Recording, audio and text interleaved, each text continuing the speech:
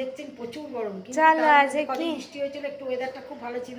চলো আজকে তোমাদের রান্নাটা দেখাই। আচ্ছা, রান্না দেখিনি, তার মধ্যে বলি, এই যে আমার পিটু চিনি কোথায় আড্ডা মারতে গেছে, নাইট ডিউটি করে রাত্রিরে, সকালবেলা এসে ঘুমোয়, কিন্তু আজকে বাড়িতে নাতি নাতনিগুলো জ্বালাও ঘুমোতে পারেনি।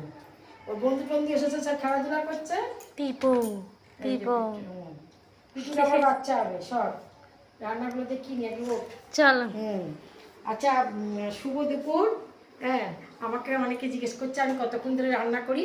আমার কাটাকুটি রাত্রিবেলা করা থাকে বেশিরভাগ দিন, আর যেদিনকে জোগাড় টোগাড় থাকে না, জোগাড় থাকলে আমি আগের দিন রাত্রেই কেটে কুটে রাখি সন্ধ্যেবেলায়। আর যেদিনকে আমার থাকে না জোগাড়, করতে করতে একটু সময় লাগে।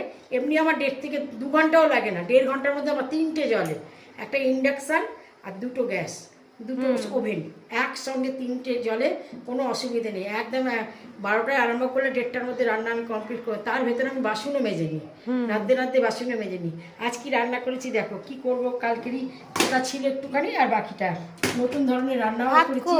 ভাতটা নিয়ে আসছি, ভাত ওখানে উড় দিতে পড়ে আছে। হ্যাঁ, ভাতটা আজকে আমি ইচ্ছা করে থাক আছে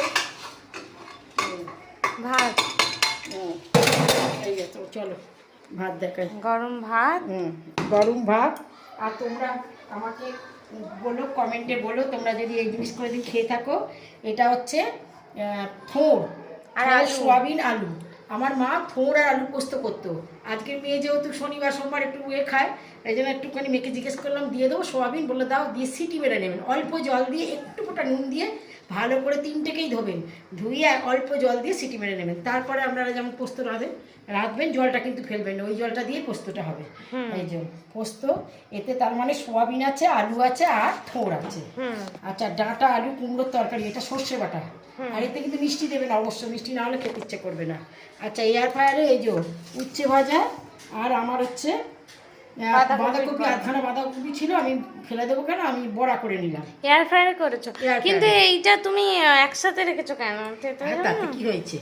আচ্ছা, এই যে এঁচড়ের ডালনা, উফ, এঁচড়টা কি দেখতে হয়েছে গো। এঁচড়টা রান্নাটা করেছি, একটুখানি একটা সিটি মেরে নিয়েছি।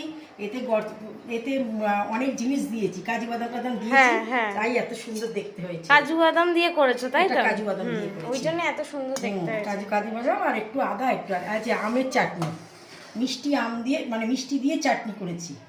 আজকের আমার এই সমস্ত রান্না বান্না নিরামিষের দিনে। আমার মেয়ে আবার খেতে না, দইটা দেখাই। এই যে তোমার কাকু দই এনেছে, শনিবার তো নিরামিষ ভালো লাগে না খেতে, আজকে আবার ভাড়ে দই এনেছে। এটা মৃত্যুঞ্জয়ের দই। হ্যাঁ, 650 লেখা রয়েছে গ্রাম। গ্রাম।